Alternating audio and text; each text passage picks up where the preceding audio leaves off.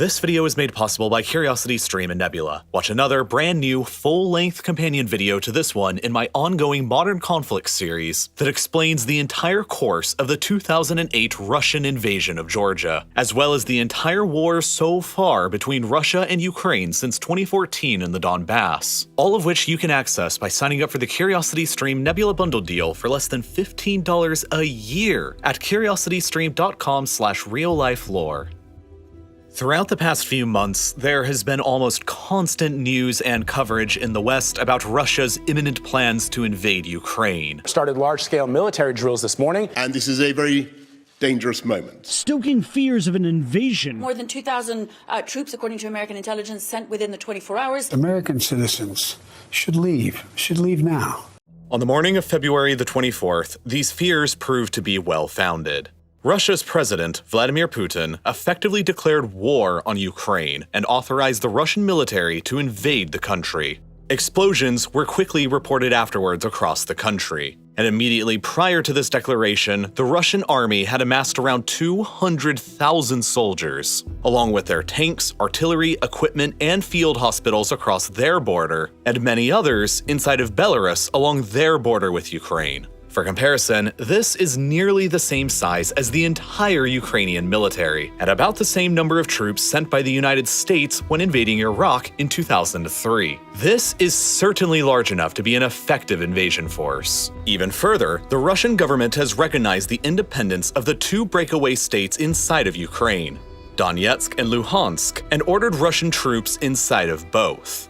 When factoring in the Russian military presence already stationed in Crimea, you can quickly begin seeing that the Russians have Ukraine almost entirely surrounded. And now that war has broken out, it has the potential to unleash the most serious conflict seen in Europe since the Second World War. And the biggest question on everybody's mind this entire time has been this: what exactly does Vladimir Putin and Russia want with Ukraine? And the answer is, of course, it's complicated. The origins of what Putin wants today are rooted in what happened more than 3 decades ago, back in the early 1990s, when the Soviet Union first collapsed. For centuries before this event, whether as part of the Soviet Union or the Russian Empire, the modern countries we know of today as Russia, Ukraine, Belarus, and others had all been a part of the same country, and their people had largely moved between all of them across generations. These places are all deeply and intimately connected by their shared history, and for decades, that history involved being widely recognized as one of the world's most dominant and formidable global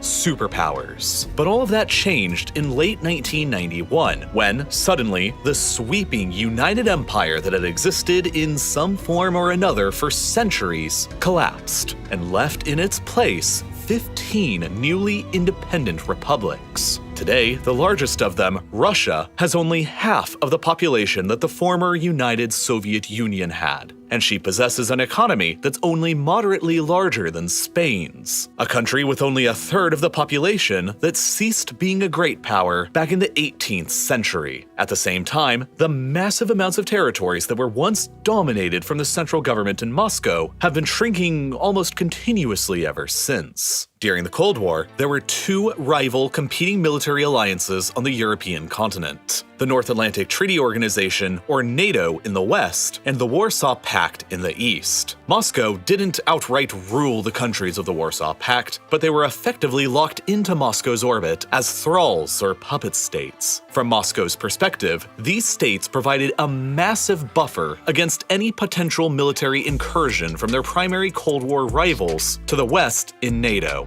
You see, from the Netherlands in the west to the Ural Mountains in the east, this whole part of Europe is dominated by a geographic feature called the North European Plain. Almost entirely flat, the plain is shaped like a funnel, with a very narrow width in northern Germany, but with a mouth that opens up increasingly wider as it approaches the Ural Mountains. As the open plain gets wider across the east, it becomes increasingly difficult to defend across its entire length. And as a result, from the perspective of any regime based in Moscow, regardless of the time period and regardless of the ideology, it is imperative to expand control westwards across as much of this open plain as possible in order to narrow the gap that they need to defend in the event of a conflict with the West. During the Cold War, the control of this plain by a regime in Moscow was at its greatest historical extent, and was exerted either outright or by proxy from the Urals all the way through East Germany, and the entire wider section of the funnel was firmly controlled by Moscow, with Austria and Finland remaining neutral and Yugoslavia a non-aligned communist state. The only fronts that Moscow at the time had to truly worry about against NATO were across the Sudeten Mountains, the Black Sea, and a narrow line across the North European plain in central Germany, all easily defensible positions. Any invasion of the Soviet world from the west across these geographic frontiers would have been incredibly difficult. But in the 30 years since 1991, the situation has changed dramatically against Moscow's favor. Today, the former Warsaw Pact territories of East Germany, Poland, Czechoslovakia, Hungary, Romania, and Bulgaria are all a part of NATO, while the former Soviet republics themselves of Lithuania, Latvia, and Estonia all are as well. This reality has pushed the NATO front lines significantly further to the east, across the wider section of the North European plain, and has separated Russian territory between the mainland and the Kaliningrad exclave here, across what's known as the Suwalki Gap. If you're sitting in the Kremlin in Moscow and you still believe that NATO is a hostile military alliance, or could become one in the future, then this situation understandably looks pretty grim. But it's not totally lost yet. In the years following the breakup of the Soviet Union, many of the newly independent republics established and joined their own military alliance called the Collective Security Treaty Organization, or CSTO, which in Europe consists of Russia, Belarus, and Armenia, but not Ukraine, which has remained a sort of neutral zone between NATO in the west and the CSTO in the east. And now, within this lens, you can easily see why Ukraine is currently and always will be a geographic core interest to Moscow. If Ukraine is within Moscow's orbit, then it pushes the CSTO's and Moscow's defensive lines to the Carpathian Mountains in the southwest, and it narrows their exposure across the North European plain to only the eastern border of Poland. And while the Baltic states do lie across the plain as well, CSTO forces could easily encircle them by rapidly advancing across the narrow Suwalki Gap between Kaliningrad and Belarus, and cut them off from the rest of NATO, meaning that they aren't as grave of a geographical threat. Conversely, however, if Ukraine became a NATO member state, it would surge the NATO front lines far beyond the Carpathian Mountains and far across the wider section of the North European plain, and place the new defensible front line across nearly 2,300 kilometers of open, hard-to-defend, flat land, the easternmost section of which would only be a little more than 300 kilometers away from Volgograd, which, if taken, would shut down the entire Volga River and cut off Russia's valuable oil and gas resources coming up from around the Caspian Sea from the rest of the country, as nearly happened during the Second World War, back when the city was better known as Stalingrad. Even further, Belarus, a friendly and loyal CSTO state that is often considered a mere extension of Moscow itself, would suddenly become an indefensible salient protruding deep into the NATO front lines, surrounded entirely by NATO territory on 3 flanks. Thus, Ukraine's outright control by Moscow, or at least neutrality, is essential to the defense of the CSTO and Russia, if you believe that NATO is a hostile aggressor or could become one in the future. But all of this is really only the beginning of what Russia and Putin want from Ukraine. The biggest thing they want of all is energy. While their overall economy is little larger than Spain's, Russia remains a global superpower through the lens of energy resources, and it's specifically oil and gas that is the most critical component to understand about Russia's worldwide ambitions. Across multiple vast oil fields, Russia is the world's second largest producer of oil, ahead of even Saudi Arabia, while at the same time, Russia also possesses the world's largest proven reserves of natural gas, largely across Siberia, which has enabled Russia to become the world's leading exporter of natural gas. The revenues gained from the sale of all these oil and gas exports are the literal foundation for the modern Russian state and Russian power, because they provide as much as 50% of the entire Russian government's budget and represent about 30% of Russia's entire GDP. Russia has used the vast money earned from selling oil and gas abroad to fund their military, pay off debts, save cash, and finance its own restoration as a global great power. Russia is therefore effectively a petrostate, just like Saudi Arabia or Iran, and is the only petrostate located in Europe, at least for now. For you see, despite these massive geological blessings, they also come with a number of geographical catches from Moscow's perspective. Most of their gas is sold off to the hungry customers in the European Union, so much so that 35% of the EU's entire gas supply comes from Russia alone, including Germany, the world's fourth largest economy, who imports nearly half of their natural gas from Russia. This flow of gas towards Germany and Europe across this complex system of pipelines provides critical revenues for the Russian government to function and provides critical heat for European cities during the winter. And so both sides heavily rely upon the other here. Any disruption in this trade relationship would be disastrous from Moscow's perspective, and Ukraine is the most likely place for such a disruption to happen in the future. Back during the Soviet times, when Russia and Ukraine were both one country, pipelines were built across Ukraine almost like a bridge that transported gas directly from the Siberian sources to the customers in Europe. But then, all of a sudden, after the USSR's collapse, Ukraine was an independent country who was demanding tariffs to the tune of billions of dollars a year from Russia in order to continue using their country as a gas bridge to Europe. And Russia had no other choice but to agree, because the pipeline infrastructure anywhere else didn't yet exist. As late as 2005, 80% of Russia's gas exports heading to Europe were still flowing across pipelines through Ukraine. But in the decades since, Russia has sought to solve this over-reliance on Ukraine by building multiple new pipelines that avoid Ukraine entirely, like Yamal Europe across loyal Belarus, Nord Stream 1 and 2 beneath the Baltic that go directly from Russia to Germany, Moscow's largest single customer, along with South Stream, Blue Stream, and Turk Stream beneath the Black Sea. By 2024, Russia has plans to completely cease all of their gas exports through Ukraine entirely, and the government will save billions of dollars in tariffs as a result. But that is hardly what has been so threatening about Ukraine recently. Significantly more menacing to the perspective of Moscow was the discovery, for the first time in early 2012, that Ukraine's exclusive economic zone within the Black Sea may contain more than 2 trillion cubic meters worth of natural gas,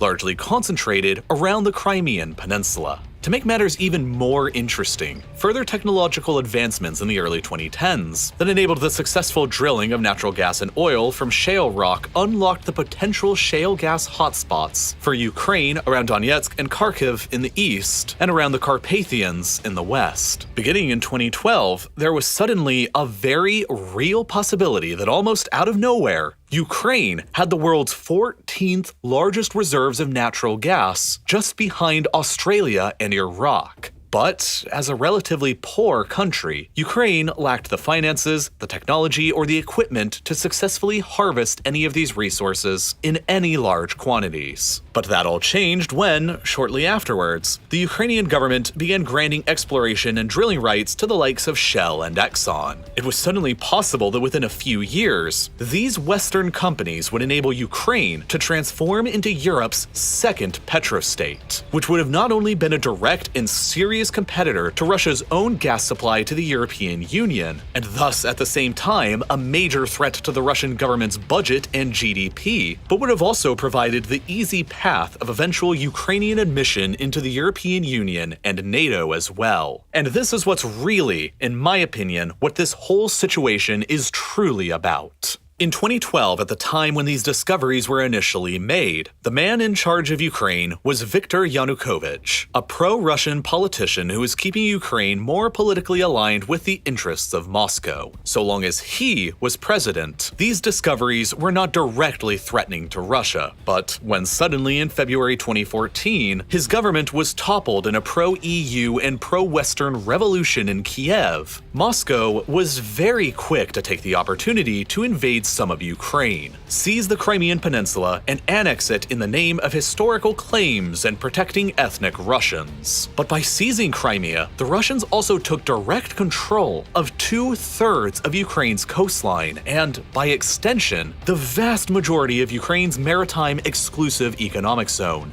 And, most critically, an estimated 80% of Ukraine's potential offshore oil and gas reserves. In addition, billions of dollars worth of drilling equipment and other assets in the peninsula were seized by the Russians, all of which completely crippled the Ukrainian government's future potential to challenge Russia's gas supremacy in Europe. To make matters even worse from Ukraine's perspective, the areas of Ukraine that are the most rich in shale gas are located very near to the most major conflict zones encouraged and funded from Moscow, with the Donetsk and Luhansk rebellions here and the Transnistria breakaway republic in Moldova over here, which, in my view, is not a coincidence. As a result, Shell and Exxon both backed out from all of their contracts with the Ukrainian government shortly afterwards, leaving Ukraine with no capability to extract the remaining resources themselves, and no capability to challenge Russia's occupation of Crimea. From the perspective of Putin and his regime, these were all mandatory actions to take in order to curb a Western-oriented Ukraine from ever selling major supplies of gas to Europe that would threaten his own regime's primary source of wealth and power. Ukraine had to be dismembered to protect himself and the other oligarchs who are in power. But there's more. Under Putin, Russia can't ever give Crimea back to Ukraine, because it would surrender the entire exclusive economic zone and all of the gas resources within it back, along with the strategic port city of Sevastopol, one of the very few year-round ice-free ports that the Russian Navy can use and needs to operate throughout the Black Sea and the Mediterranean.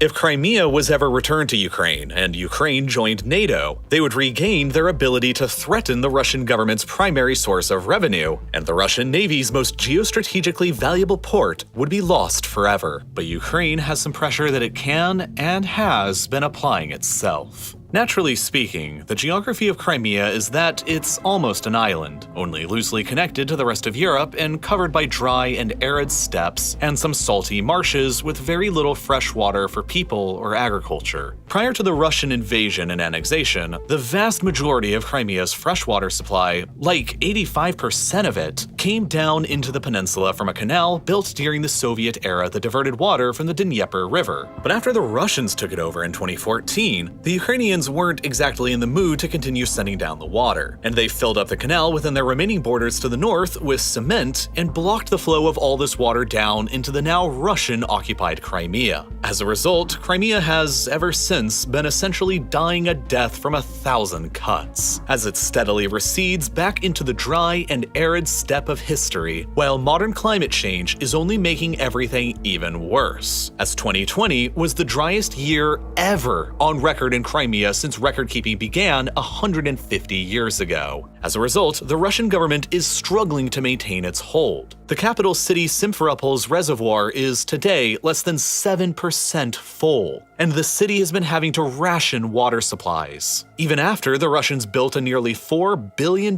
bridge across the Kerch Strait here to connect the peninsula over to the Russian mainland. Shipping in water is difficult, and life for the more than 2 million people on the peninsula is getting harder after the annexation, not better. The Russian government is having to spend billions of dollars a year to financially prop up Crimea, and it's largely all because of this canal being shut down by the Ukrainians over on the other side. And Ukraine is obviously not in any kind of mood to open it back up again. As a result, the current crisis in Ukraine can also be seen through the lens of climate and water conflict, and it's one of the biggest reasons why Russia is doing what it's doing now. The current Prime Minister of Ukraine, Volodymyr Zelensky, monarchy, has stated on multiple occasions that the primary goal going forward for the Ukrainian nation is the reclamation of the Crimean Peninsula from Russia. Currently, Ukraine has no realistic capability to challenge the overwhelmingly more powerful and capable Russian military.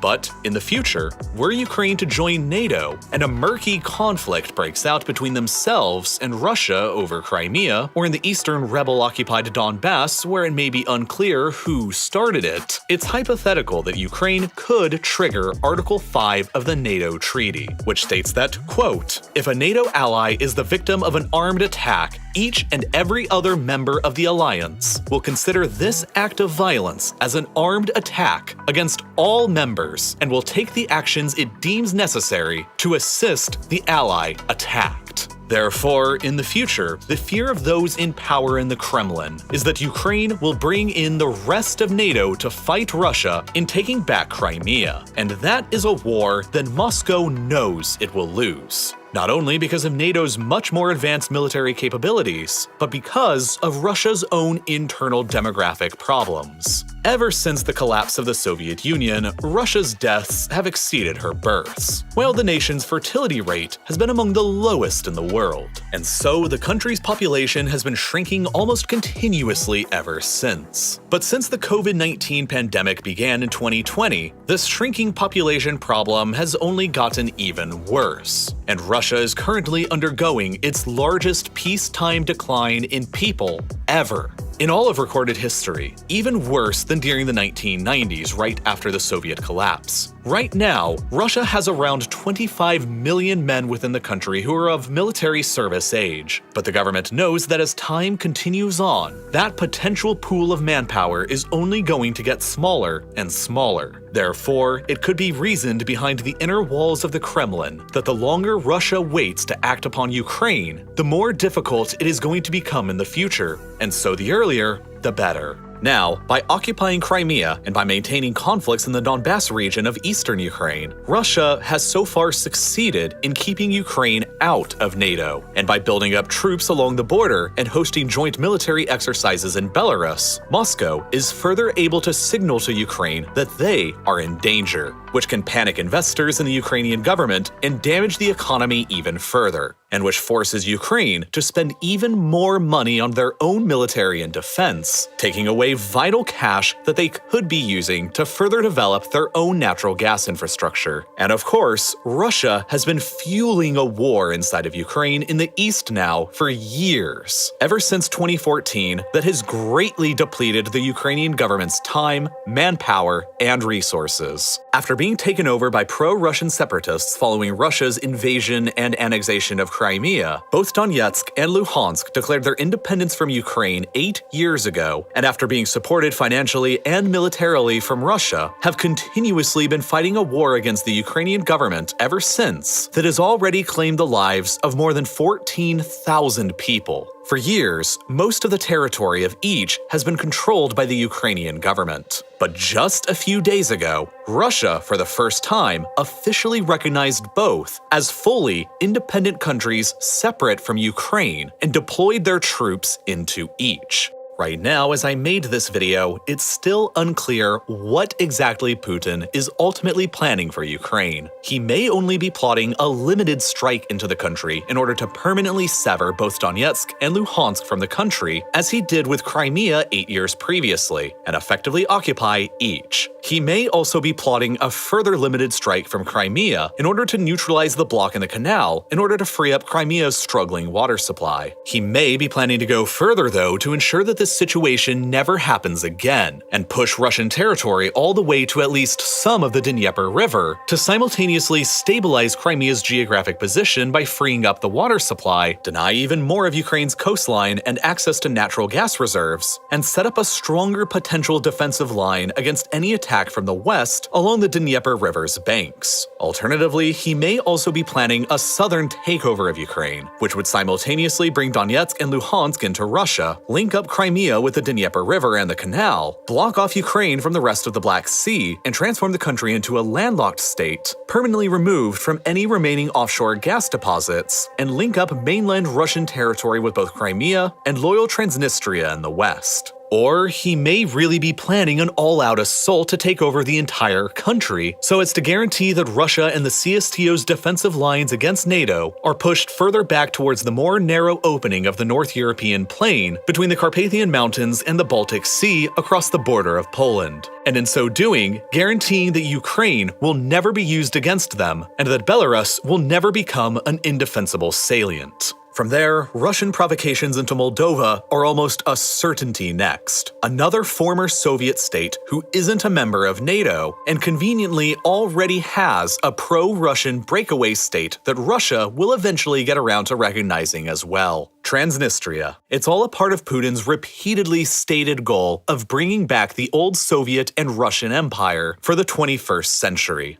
Now that Putin has chosen to invade, it's not entirely clear what's happening as the facts on the ground are rapidly developing. But what is clear are Putin's demands. He has demanded that the West agree to 3 main terms. 1. That Ukraine never be allowed to join the NATO alliance. 2. That NATO and the United States withdraw all of their armed forces from Eastern Europe back to the pre-1997 boundaries of NATO, ending in Germany, effectively abandoning Poland, the Baltic states, and much of the rest of Eastern Europe. And that 3. NATO and America agree to freeze the NATO alliance as is and rule out any future expansion of new members. And that the alliance will not hold any military drills in Ukraine, Eastern Europe, or in the Caucasus without prior Russian consent. The West and NATO, of course, will never accept any of these terms, and Putin must know this. But through the lenses of geographic security, the economics of oil and gas, the changing climate, the shortage of water in Crimea, and Russia's own sensitive internal demographic crisis, it's clear to see what Russia's primary concerns are with Ukraine,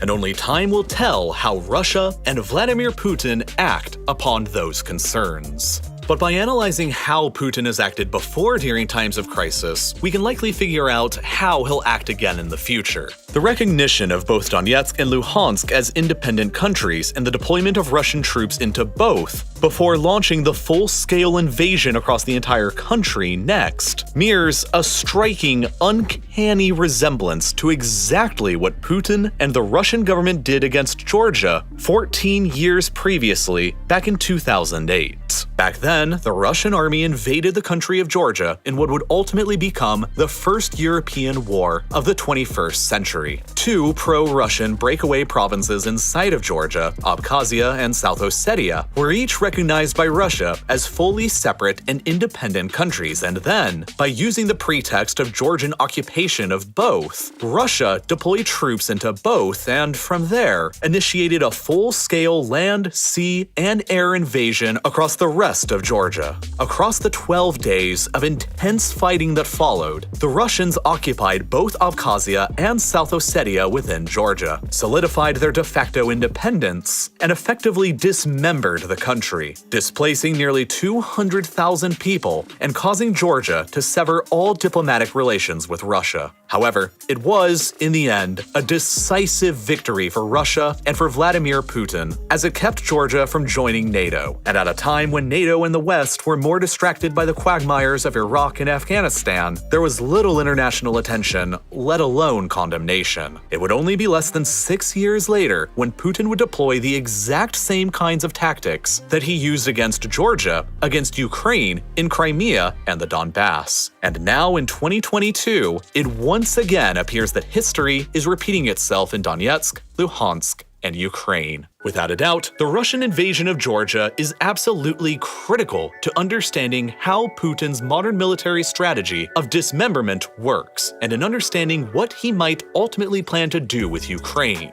But unfortunately, if I made a video about it on YouTube, it's a guarantee that it would get demonetized and age restricted, and as a result, there's simply no way that you would ever see it. So instead, I created yet another full-length companion video to this one in my ongoing Modern Conflict series that's about the exact same length as this video was, that covers the entire course of the Russian invasion of Georgia from beginning to end, and uploaded it directly to Nebula, which, as you've probably heard by now, is home to tons of exclusive, ad-free content like my entire Modern Conflict series, with 10 other additional full-length episodes with more than 3 hours of additional content that you can go and watch right now, including this 26-minute long video that I made earlier about the entire history and course of the modern conflict between Ukraine and Russia, covering everything from the breakup of the Soviet Union to the invasion and annexation of Crimea and the ongoing war and battles in eastern Ukraine between Russian-backed separatists and the Ukrainian government. There are plenty of other episodes too that I've produced that cover the Battle of Aleppo in Syria, the wars of Saddam Hussein, the United States-Iran conflict, and much, much more. Of course, the reason why all of these videos are only available on Nebula is because they just wouldn't ever work on YouTube and would never be viewed here because of the way that this site works. On the other hand, Nebula is a different platform without an algorithm and without any ads. It's just a platform about great and unique content made by great and independent educational creators with plenty of other unique, exclusive bonus projects from other creators you probably already know, like the Battle of Britain and Logistics of D-Day series from Real Engineering, and plenty of hour-plus-long documentary specials from Wendover Productions, along with so many others. The best way to get access to Nebula and all of this incredible content is definitely through the amazing Curiosity Stream Nebula bundle deal. And with its current sales price, it's less than $15 a year to get full, complete access to everything on both sites. And Curiosity Stream has some phenomenal stuff that you're definitely going to enjoy as well, like Apocalypse Stalin, a 3-part documentary series that's nearly 3 hours long that covers the entire history of Joseph Stalin from early obscurity through World War II to ruling over one of the world's 2 global superpowers armed with nuclear weapons. If you want to see a documentary explaining how the Cold War began and who Joseph Stalin was, then this is the documentary for you to go and watch now. I really can't recommend it enough, and I genuinely don't know about a better deal that exists anywhere in streaming.